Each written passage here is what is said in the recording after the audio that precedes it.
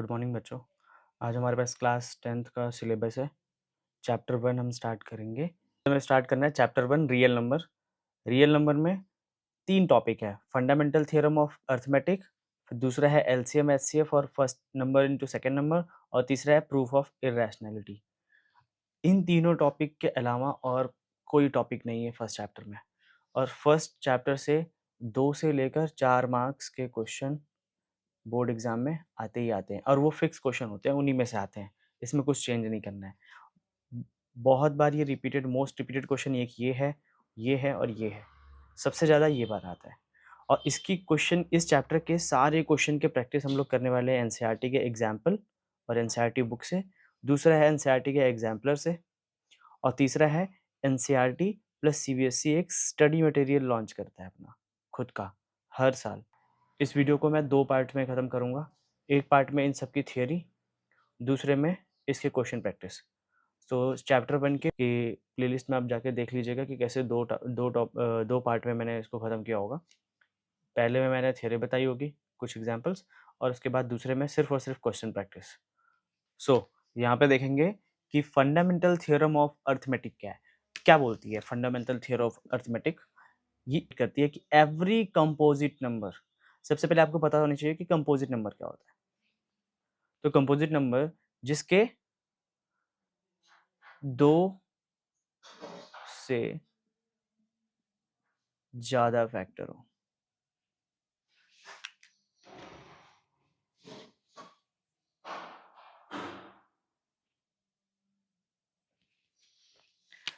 Composite number क्या होते हैं? और स्मॉलेस्ट कंपोजिट नंबर होती है 4, याद रखना है इसको। तो every composite number can be expressed या फिर factorized as a product of prime, and this factorization is unique. Unique मतलब कि वही सेम होता है, कुछ चेंज नहीं होता, apart from the order in which the prime factor occurs. For example 210 का हमें प्राइम फैक्टराइजेशन करना है, तो कैसे करेंगे? 2 into 3 into 5 into 7।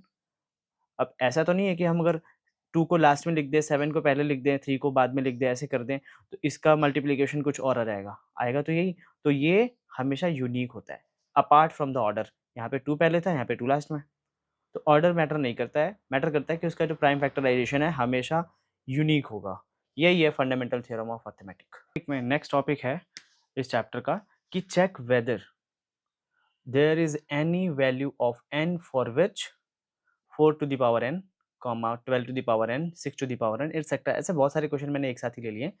And with zero, ये चेक करना है कि क्या एंड विथ जीरो होगा। एंड विथ जीरो मतलब उनका यूनिट डिजिट जीरो आएगा, ये चेक करना है हमें। तो कैसे चेक करेंगे? बहुत आसान है, अभी मैं थ्योरी समझा रहा हूँ। अगर 4 टू दी पावर n है तो इसके मैं पहले फैक्टर करूंगा। तो फैक्टर कैसे होंगे? 4 का फैक्टर करूंगा 2 इंटू 2, राइट, ऊपर पावर n ही रहने दूंगा। अब मैं चेक करूंगा, चेक n की वैल्यू 1 रखी तो 4 की वैल्यू 1, 4 ही आएगा। n की वैल्यू 2 रखी तो 4 की पावर 2, 4 4 जा 16, यूनिट प्लेस पे 6 आया, यहाँ पे 4 था। अच्छा 4 की पावर 3 कर लिया, यहाँ पे कितना आएगा? 16 इंटू 4 मीन्स 64। फिर से यूनिट प्लेस पे 4, या तो 4 आ रहा है या तो 6 आ रहा है, फिर 4 आ रहा है, n की वैल्यू 3 पे। तो इसका मतलब क्या है कि इसमें यूनिट डिजिट कभी जीरो नहीं आएगा। अच्छा एक और चीज, unit digit and with zero होने के लिए किसी भी नंबर के पास इसका फैक्टर होना चाहिए। मस्ट हैव फैक्टर ऑफ 2 की पावर n इंटू 5 की पावर n। 2 की पावर n और 5 की पावर n का फैक्टर है जिसके पास, वो हो जाएंगे, उनका यूनिट प्लेस जीरो से खत्म होगा या जीरो से एंड होगा। तो क्या इसके पास है? नहीं है, तो ये नहीं होगा। सो नेक्स्ट को ट्राई करते हैं। 12 की पावर n, 12 की पावर n में चेक करेंगे क्या 2 की पावर n 5 की पावर n का फैक्टर है। तो इसके सारे फैक्टर लिखेंगे, 2 इंटू 2 इंटू 3, 12 आएगा। इसके पावर n, क्या इसके अंदर कहीं पे 2 इंटू 5 का पेयर है? नहीं है, तो ये एंड विथ जीरो नहीं होगा। चेक करने के लिए चेक कर लेंगे, n की वैल्यू 1 रखेंगे, n की वैल्यू 2 रखेंगे। तो यहाँ पे n की वैल्यू 1 रखी तो 12 की पावर 1 मतलब 12, 12 की पावर 2 मीन्स 144, ऐसे करते जाएंगे, चेक करते जाएंगे, बट ये यूनिट डिजिट इसका 0 से ख़त्म नहीं होगा। क्यों नहीं होगा? क्योंकि इसके पास 2 की पावर n और 5 की पावर n का कोई फैक्टर नहीं है, या फिर 2 इंटू 5 का कोई फैक्टर नहीं है। ठीक, नेक्स्ट। इसमें लिखना कैसे वो मैं समझा दूंगा, बट अभी के लिए थियरी, मेन चीज़ समझ लो कि करना क्या होता है इसमें। 6 की पावर n को अगर मैं लिखूँ 3 इंटू 2 होल की पावर n, अब 3 इंटू 2 में देखेंगे क्या 2 की पावर n और 5 की पावर n का कोई फैक्टर है? नहीं है, तो इसका भी यूनिट डिजिट एंड विथ 0 नहीं होगा। चेक करने के लिए आप लोग चेक कर सकते हो, n की वैल्यू 1, n की वैल्यू 2, n की वैल्यू 3 रख के देन लास्ट में लिख सकते हो there is no any factor of 2 की पावर n इंटू 5 की पावर n, सो दिस 6 की power n will not and with 0। तो ये मैं जब लिखा के समझा दूंगा तो उसका नोट कर लेना, और उसको क्वेश्चन में जब आएगा ऐसा क्वेश्चन, ये क्वेश्चन आ जाता है मोस्टली, कभी कभी आ जाता है ये, तो इंपॉर्टेंट है, ये बेसिक सा क्वेश्चन है। बस इतना ध्यान रखना है कि 2 की पावर n 5 की पावर n फैक्टर में होने चाहिए, जैसे इसके नहीं थे, नहीं हुआ, इसके भी नहीं थे, नहीं हुआ, इसके भी नहीं थे, नहीं हुआ। अगर यहाँ पे कोई और डिजिट होती जिसकी पावर 2 की पावर n 5 की पावर n मिल जाता तो वो हो जाता फैक्टर। सो नेक्स्ट टॉपिक पे बढ़ते हैं, नेक्स्ट टॉपिक पे बढ़ते हैं, देखते हैं क्या है। तो चलो एक नया क्वेश्चन, नया टाइप का समझते हैं कि एचसीएफ और एलसीएम तो सबने पढ़ा होगा अपने छोटे क्लासेस में कि एचसीएफ क्या होता है, एलसीएम क्या होता है, कैसे निकालते हैं। तो हमारे पास एक क्वेश्चन है, एचसीएफ क्या है, पहले इसकी डेफिनेशन है कि product of the smallest power of each common prime factor in the numbers, और एलसीएम होता है कि greatest power of each prime factors. Each prime factor है, वहाँ पे ईच कॉमन प्राइम फैक्टर है, ध्यान रखना इस बात को। अभी यहाँ पे क्वेश्चन हमारे पास, find the LCM HCF of 620 by prime factorisation method. तो सबसे पहले हमने 6 और 20 का प्राइम फैक्टर कर लिया। अब 6 और 20 का प्राइम फैक्टर करने के बाद हमें 6 का 2 की पावर 1 इंटू 3 की पावर 1, वैसे 2 इंटू 3 लिख सकते हैं बट पावर में लिख रखा है क्योंकि हमें इसे समझना है। 20 को लिख सकते हैं 2 इंटू 2 इंटू 5, तो 2 की पावर 2 इंटू 5 की पावर 1। ठीक, अब यहाँ पे देखो एचसीएफ क्या होगा इन दोनों का। ऐसे तो हम बचपन में समझते हैं कि इन दोनों में जो कॉमन है वो इसको लिख दिया, वो एचसीएफ हो गया। ठीक, बट अगर इस डेफिनेशन को देखें तो smallest power of each common prime factor, दोनों के प्राइम फैक्टर है, यहाँ पे पावर 2 है, यहाँ पे पावर 1 है, बाकी ये दोनों तो कॉमन नहीं है। जो कॉमन है, जैसे 2 कॉमन है यहाँ पे, इन दोनों में 2 की सबसे स्मॉलेस्ट 2 की पावर 1, तो 2 की पावर 1 इज द एचसीएफ। अब आते हैं एलसीएम पे। एलसीएम में बोल रखा है कि greatest power of each prime factors involve in the number, greatest power. ठीक है, ग्रेटेस्ट पावर क्या है, जैसे इसमें इसमें कौन कॉमन है, 2 कॉमन है, इन दोनों में 2 कॉमन है, तो 2 की ग्रेटेस्ट पावर क्या है, 2, 2 की ग्रेटेस्ट पावर 2 इनटू, और जितने नंबर इन्वॉल्व है उतना, इसमें कॉमन नहीं बोला है कि ईच प्राइम फैक्टर इन्वॉल्व, तो जितने प्राइम फैक्टर इन्वॉल्व है ये और ये, इनमें ग्रेटेस्ट पावर होनी चाहिए बस। तो 2 की ग्रेटेस्ट पावर 2 लिख ली, यहाँ पे 3 की ग्रेटेस्ट पावर 1 ही है, इन दोनों में 3 की ग्रेटेस्ट पावर 1 है, इन दोनों में 5 है, 5 की ग्रेटेस्ट पावर भी 1 ही है, तो ये हो गया हमारा एलसीएम। तो एचसीएफ आ गया 2 और एलसीएम आ जाता है 60। इसका एक और क्वेश्चन है जो कि आपने 6 क्लास में भी पढ़ा होगा, उसको हम दोबारा से समझते हैं, और भी इसी टाइप के क्वेश्चन उसमें दे रखे हैं जो मेन पेपर में आता है। इसका एक और नया फॉर्मूला है, हम उसको समझने की कोशिश करते हैं इसके बाद। तो समझते हैं नेक्स्ट टॉपिक। नेक्स्ट टॉपिक में ये है हमारा formula, LCM into HCF equals to first number into second number. कोई भी रो नंबर है, सपोज हमने लेट किया फर्स्ट नंबर 6 है, सेकेंड नंबर 20 है, इनका हमने प्राइम फैक्टर निकाल लिया। अब इस प्राइम फैक्टर का यूज़ करके हम एलसीएम निकाल सकते हैं, 60 आएगा, एचसीएफ निकाल सकते हैं 2 आएगा, अभी इसके पहले मैंने यही बताया था। तो ये आ गया। अब देखो इस फॉर्मूले पर रखते हैं और वेरीफाई करते हैं क्या ये फॉर्मूला सही है। तो देखो चेक करो, एलसीएम कितना है 60 इंटू एचसीएफ कितना है 2, फर्स्ट नंबर कितना है 6, सेकेंड नंबर कितना है 20, तो ये भी 120 आ रहा है और ये भी 120 आ रहा है, मतलब फॉर्मूला सही है हमारा। अब इस फॉर्मूले का यूज करके ये क्वेश्चन किस टाइप के देते हैं, एक छोटा सा क्वेश्चन मैं करके दिखा देता हूँ इसके बाद। तो नेक्स्ट क्वेश्चन है, find the HCF of 96 and 404 by the prime factorisation method and hence find their LCM. तो एलसीएम भी हम प्राइम फैक्टर से निकाल सकते हैं बट हम फॉर्मूले से निकाल के देखेंगे, और एचसीएफ निकालने के लिए हम प्राइम फैक्टराइजेशन करेंगे। तो वही अपने छोटे क्लास वाला मेथड, 96 को 2 से किया 48, 2 से किया 24, फिर 2 से 12, फिर 2 से 6, फिर 2 से 3, 3 और 1। तो हम यहाँ पे लिख लेंगे 96 2 1 2 3 4 5, 2 to the power 5 into 3 equal. Next है 404 को, 404 को करेंगे, 404 को करेंगे 404 2 202 2 101 101, क्योंकि 101 इज द प्राइम नंबर, सो 2 की पावर 2 इंटू 101, ये हो गया हमारा 404 का फैक्टर। तो इसका अगर देखेंगे HCF प्राइम फैक्टराइजेशन मेथड से, तो हमारे पास कितना आया 96 और 404 का HCF निकाला हमने। दोनों में सबसे लोवेस्ट जो कॉमन नंबर है, पहले देखो दोनों में कॉमन क्या है, 2 कॉमन है, इसकी सबसे लोवेस्ट पावर कौन सी है, 2 की पावर 2, ये हमारा HCF हो जाता है कितना 4 हो गया HCF हमारा।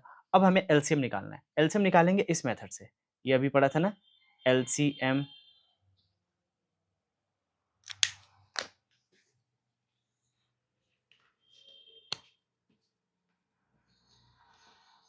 अब हमें LCM निकालना है, LCM निकालेंगे किस मेथड से, जो अभी हमने पढ़ा था, LCM into HCF equals to first number into second number. ठीक है, तो अब LCM हमें पता नहीं है, HCF पता है, फर्स्ट नंबर पता है, सेकेंड नंबर पता है, LCM हमें पता करना है। तो LCM को हम यही लिख लेते हैं, LCM ऑफ 96 और 404 का कितना आएगा, फर्स्ट नंबर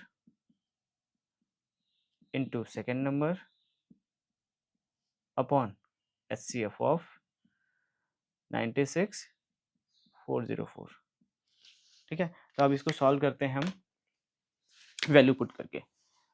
जो फर्स्ट नंबर है 96 है, सेकेंड नंबर 404 है, और HCF हमने निकाला 4, तो HCF की जगह पे यहाँ पे 4 लिख देंगे। अगर मैं 4 से डिवाइड करूँ इसको, तो कितना आएगा, 24 टू ज़ 8 1 4 4 ज़ 16, 24 आएगा। और 24 को अगर मैं 404 से मल्टीप्लाई करूँ तो आ जाएगा 9696, ये हमारा आंसर है, और यही हमारा LCM है। 96 404 का LCM 9696 आएगा, ये है हमारा आंसर।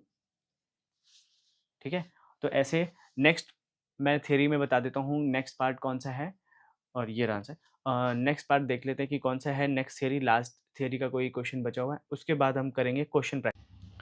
तो यहाँ पे हमारे पास क्वेश्चन है, प्रूव दैट √3 इज इरेशनल। तो इसको प्रूव करने के लिए सबसे पहले हमें 3 स्टेप करने हैं। पहला तो इसको हम लोग रैशनल लिख लेंगे, फिर उसके बाद हम उसके फैक्टर्स दिखाएंगे, फिर उसके बाद हम बोलेंगे कि ये हमने अपने रॉन्ग एजम्पशन की वजह से इसको रैशनल प्रूव कर दिया, एक्चुअल में ये इरेशनल ही है। तो स्टार्ट करते हैं। सबसे पहले हम लेट करेंगे, लेट अस अज्यूम, अगर हमने रैशनल लेट कर लिया, तो इसका मतलब ये है कि रैशनल नंबर किस फॉर्म में होता है, P अपॉन Q के फॉर्म में, A अपॉन B के फॉर्म में, R अपॉन S के फॉर्म में होता है। इस फॉर्म में इसको हम लिख सकते हैं ना, अगर रैशनल नंबर है तो, where Q B S are not equals to 0। So हम लिखेंगे, सो हम लेट करेंगे, so √3 is equals to A upon B, where B not equals to 0। अगर कोई नंबर ऐसा लिखा है, इसका मतलब इन दोनों के बीच में एक कॉमन फैक्टर होगा जो अदर देन 1 होगा। ठीक है, तो इस A and B have a common factor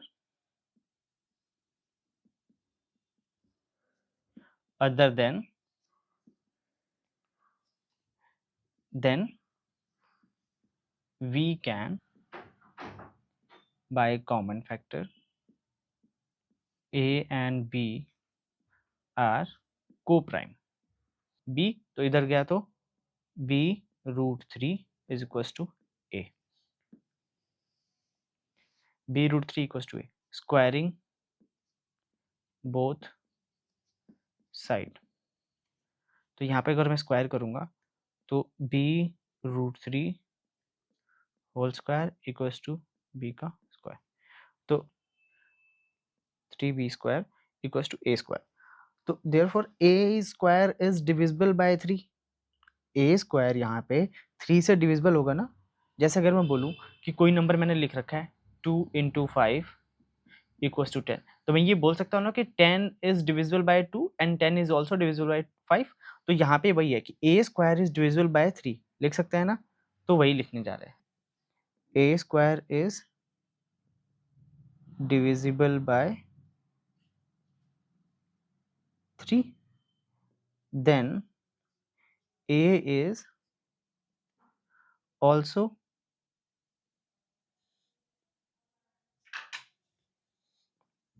divisible by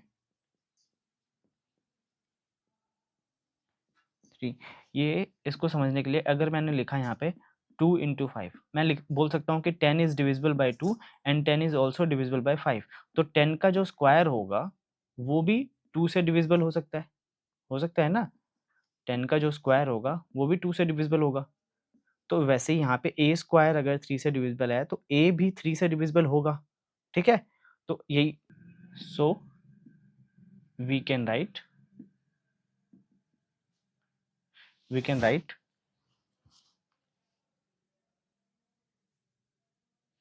a equals to 3c. एक नया इंटीजर ले लिया 3c फॉर सम इंटीजर.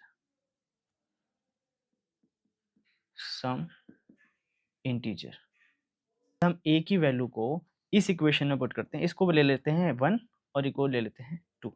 तो put 2 in 1, put equation 2 in 1 ऐसे लिख सकते हो. तो हम a के प्लेस पे यहाँ पे रख देंगे. ये a है 3c, यहाँ पे रखेंगे a² के पास, तो 3c का भी स्क्वायर हो जाएगा, a का स्क्वायर है. तो यहाँ पे लिखा हमने 3b² is equals to 9c².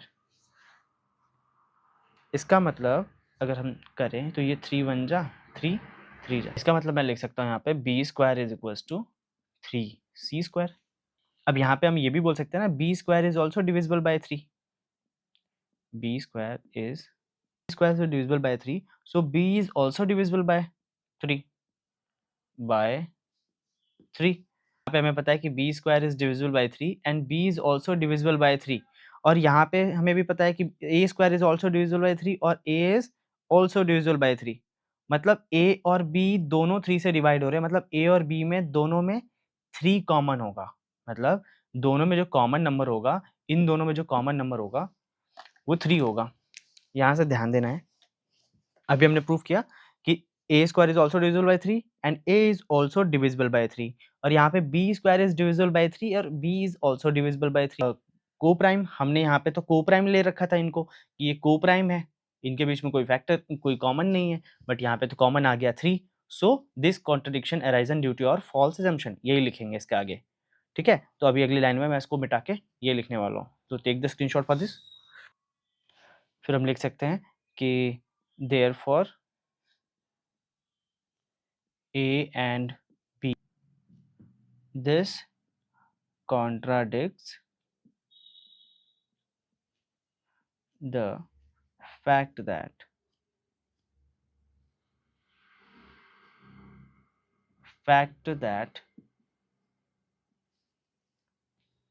A and B are co-prime. अगर ये कॉमन फैक्टर होगा तो को-प्राइम नहीं हो सकते, इसलिए हम लोग लिखेंगे this contradiction has arisen because of our incorrect assumption that √3 is rational. So we conclude that √3 is irrational. बहुत इजी है. अभी मैं 3-4 क्वेश्चन और कराऊंगा तो बहुत आसानी से समझ में आ जाएगा इसमें क्या करना है. बिल्कुल सिंपल सेम पैटर्न है सबके लिए. मोस्टली जो सिंगल वाले हैं, जिसमें प्लस माइनस करके दिया हुआ है या कुछ डिवाइड करके दिया है, वो तो और भी ईज़ी है, उसमें तो कुछ ही स्क्वायरिंग वगैरह भी नहीं करनी, वो सीधे ही आंसर हो जाता है। तो नेक्स्ट टॉपिक में नेक्स्ट पार्ट मिलते हैं, पार्ट 1 खत्म, इसमें मैंने सारी थ्योरी बता दी है, कुछ क्वेश्चन बेसिक से बता दिए हैं। अब जो पार्ट 2 है उसको आप प्लेलिस्ट में चेक करना, उसमें मैंने बाकी जितने भी क्वेश्चन है उसको प्रैक्टिस करवाए होंगे। वो थोड़ी लॉन्ग वीडियो बनेगी, ये थोड़ी छोटी वीडियो बनी है, इसमें सिर्फ़ और सिर्फ़ मैंने बेसिक्स क्वेश्चन करवाए हैं। चैप्टर 1 के सारे खत्म। अभी मैं अगले वाले पार्ट में सिर्फ़ और सिर्फ़ क्वेश्चन प्रैक्टिस कराऊँगा एनसीईआरटी एग्ज़ाम्पलर के, एनसीईआरटी के जो भी क्वेश्चन होंगे, सारे क्वेश्चन एक तरफ से सारे खत्म कर दूँगा। मिलते हैं नेक्स्ट पार्ट में।